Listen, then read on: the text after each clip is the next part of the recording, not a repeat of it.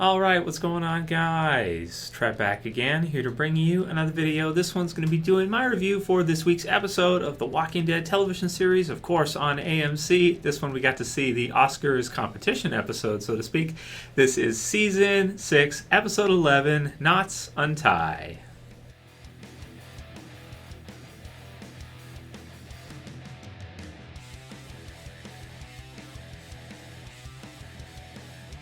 Alright, and spoiler warning, if you guys haven't seen the episode yet, you want to watch it before you watch my review as usual. So Knots Untie. So I didn't have huge expectations for this week's episode or last week's.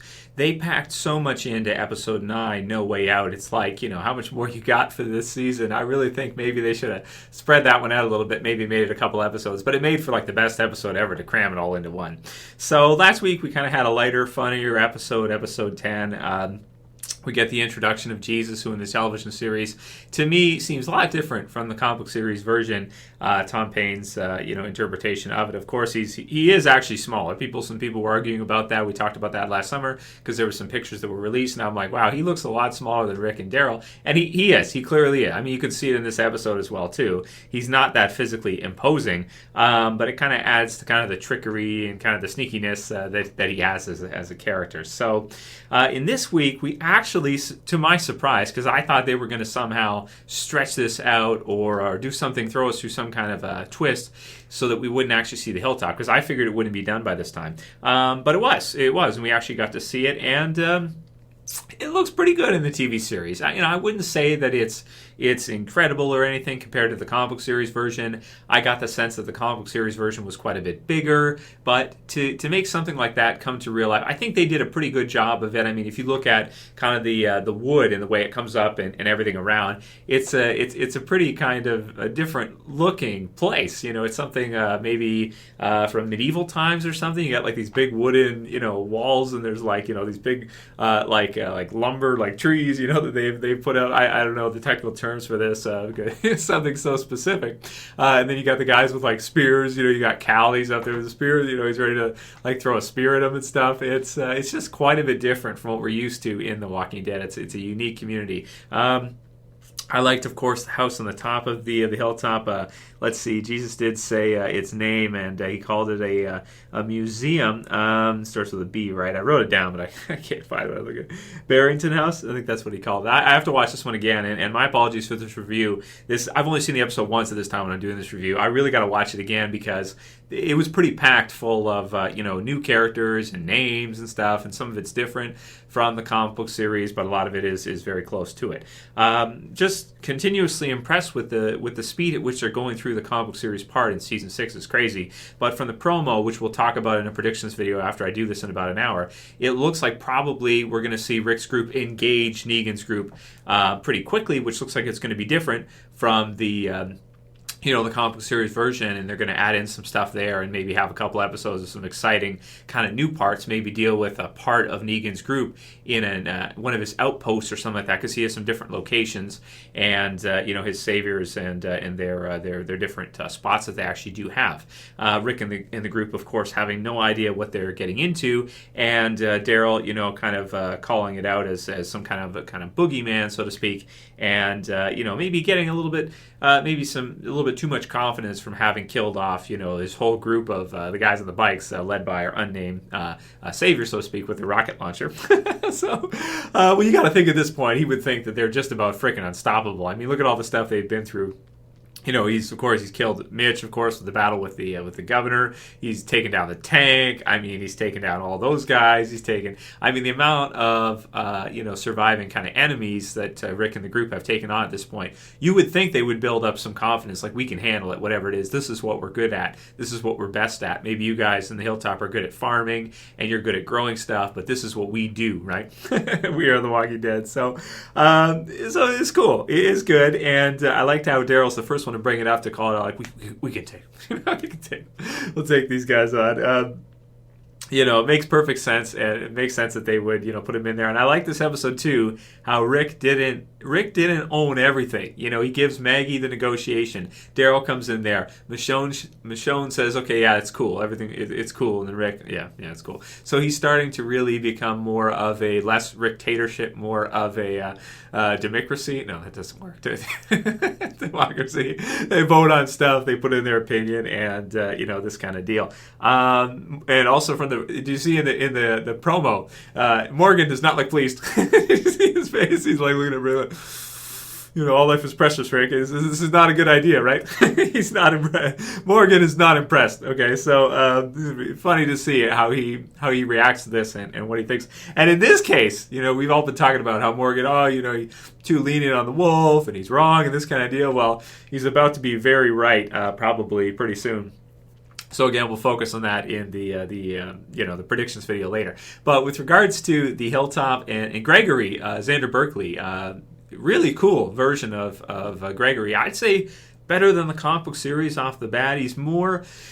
The comic book series version, to me, he seems very kind of frail. In the TV series, he doesn't seem that way. I mean, he's not a fighter. He's not going to kick your ass. But he's a negotiator, and he's somebody that, you could see him as like some kind of, business leader or entrepreneur in the real world. Somebody who, is great at negotiating. He's getting deals that he shouldn't get, and this kind of stuff. Even though he doesn't have much leverage. I mean, they have food and they have supplies. But Rick and the group, they have the guns. They have the ability. If Rick wanted to, he could just, and I liked how they kind of took him back from this one because Rick's TV series version is pretty dark at this time, but he's starting to come back. Last episode we got to see that. He might even think, all right, well, why don't we just kill everybody here and take all their stuff? Let's just do that. Forget it. So I like how they kind of, included the others. They have Michonne in there. She kind of gives him some more hope, and he's not in. Plus also, too, they do have the skills, the people at the Hilltop, to grow the food and to do what they're doing and, produce, basically, which is really good.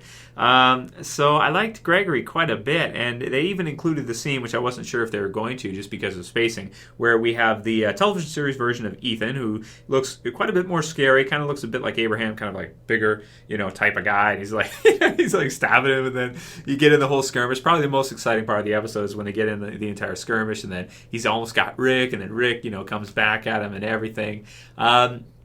But it did feel quite a bit different from the the comic book series version, because in the comic book series, it seemed like there was a lot more people in the Hilltop. This one, for me, seems like the Hilltop is quite a bit smaller key. There's a few trailers and things like that there. It's not a huge area, but it would be difficult to bring, something like that to, in real life. I guess it wouldn't quite look like the place is like a mile wide or something. But even the prison in the television series, even as big a scale as they did with that, it still looks smaller to me than the comic book series version. So there's quite a few locations that just look different. It's cool. It looks good, and I really like that scene a lot. That was really exciting. I mean, you got Michonne in there, and you're starting to see kind of the relationship and how that's affecting, Michonne and Rick, and how they're starting to care for each other when they're out and they're in the open, and they're going on missions and they're doing stuff. How it's not really the same. It can't really be the same. And I like that too. It's a good transition, and it allows her to kind of bring him back a little bit from kind of the more harsher evil Rick, so to speak, bearded evil Rick, as they said in the Honest trailers, that depending on how long his beard is, that we saw more season 5 where he's, running people over and hitting people and telling them to shut up while he executes them and stuff. That's pretty brutal. So let's go through scene by scene. I'll give my thoughts on it, and then I'll give it a score. So we've got Rick and Jesus, Abraham.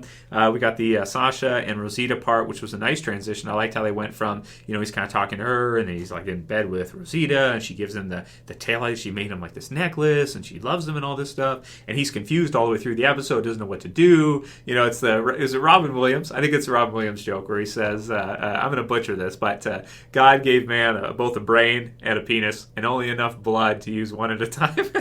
I love that. That's great. So use your heads, guys. Come on, use your heads, Abraham. Or use your head, Abraham. So we'll see what he's going to do. It should be interesting nonetheless, and I liked how they concentrate on that this episode, and he's contemplating and he's asking for reassurance from people, and he's looking at the photo and stuff, and he's asking Glenn, and did you mean to do it? Was it a mistake? Because you guys know the statistics on accidental pregnancies, it's like 75 to 80% or something. So most of us are accidents. I'm pretty sure I'm an accident, so I'm not exempt from this. But Glenn tells him, no, it wasn't an accident. It's one of those things parents never tell their kids. Well, no, Trevor, no, you were not an accident. Thanks, Mom. I love you, Mom, but it is what it is. All right. So we had the good stuff with Abraham. I liked that all the way through. That was good. We got the tail light necklace, which was cool, and he lost it after, as we saw in the episode.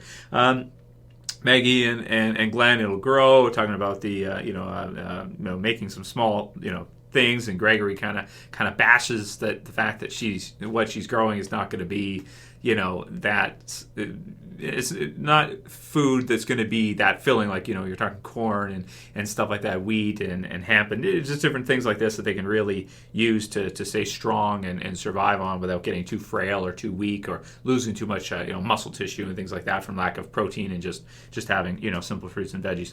All right, so we go from there. We've got kind of the scene with Jesus where they kind of run into a group of him. They save them. And they save all four of them. Of course, one of them is the doctor, Dr. Carson, which is cool. We get to see later he does the, what's that called when he does the baby, the word escapes me at the moment. But he does epigrams, something like that. I don't have any kids myself yet, so you can tell. So he does that for Glenn and Maggie, which is nice. And the one more thing that she needs, we've got Carl staying back, which is cool. Rick telling him that he was going to tell Carl about him and Michonne, but it literally just happened. And Carl is surprisingly cool with it and seems to be happy with it. I would think so, because I think he would accept it right away because of who Michonne is. If it was somebody like Jesse, that would be different, how Carl would feel about that. But with Michonne, it's like she saved his ass so many times. She's been there with the group for so long. She went in clear with them. She spent a lot of time with them. So, it makes perfect sense that Carl would be understanding, because she's very supportive of him and protective, and does a great job in everything she does. So then we've got Abraham asking about pulling the was it Bisquick, something like that to Glenn. It's pretty funny. Maggie pregnant and him just kind of being in a state of confusion. Then we've got the crash, like I said, going on from there. Wife and let's see. So then we finally meet Cal and Gregory. He explains the whole place. Gregory talks about keeping the place clean and that, which was, I suppose that would be a little bit difficult to do. Not like it really matters. You might as well just embrace the dirt in the zombie apocalypse, because you're gonna taste it a few times, that's for sure. Okay, so let's see what else we got. Decent infirmary. It was a really packed episode with regards to Natalie. He keeps calling her Natalie, which is kind of demeaning, I want to say, to use the wrong name. He's doing it on purpose because he's a prick. Because you know how important people's names are to them. Sweetest Sound in the World, Dale Carnegie, that whole bit. If you've never read, into that, people's names very important. You want to get people to like you. Easy way to do it is use their name. Just don't do it if you're going to be kind of angry at them. Otherwise, if you use their name, it's kind of like a parental figure, like whenever I screw up, Trevor, head on a swivel right away, you did something wrong. You're in trouble. Okay, so we go from there. We've got the part where they're back, Negan, it wasn't enough. And then, he does the scene from the comic books, with Ethan's part where he stabs Gregory and you get in the scuffle. Best part of the episode, probably. And who's Negan, the boss, and killed one of us. Let's see. Daryl offers to do it. I was thinking, law of averages. Like that's what they were talking about recently. Somebody messaged me that, talking about law of averages, which is something that you can apply to. It's like they keep fighting against, people, and they keep winning each time. But eventually, that law of averages is going to catch up, and they're going to have to run into somebody that they can't overpower, they can't beat. And I think that's what they're going to be getting into right now. But we'll see how the TV series version plays out.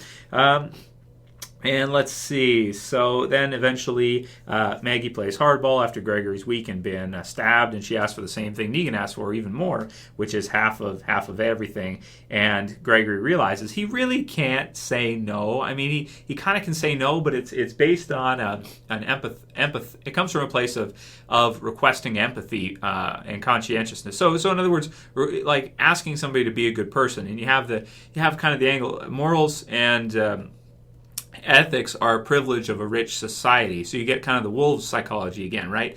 If you go into that much scarcity, you can't blame the person in that situation for doing almost whatever they have to do in order to survive. If you look at things like, there's lots of studies, I won't mention any specifics, but with regards to scarcity, crime rates, and things like poverty, and how the two, if there's a correlation between the two, or in other words, the people who are going through extreme poverty, are they more likely to get involved in criminal activity? Well, of course, absolutely. You can get into that and look up statistics and everything if you want to. But it's just kind of common sense. If people are starving, they're going to do whatever they need to do, even if it's to steal, even if in some third world countries, they'll cut their fingers off, cut their hands off, whatever.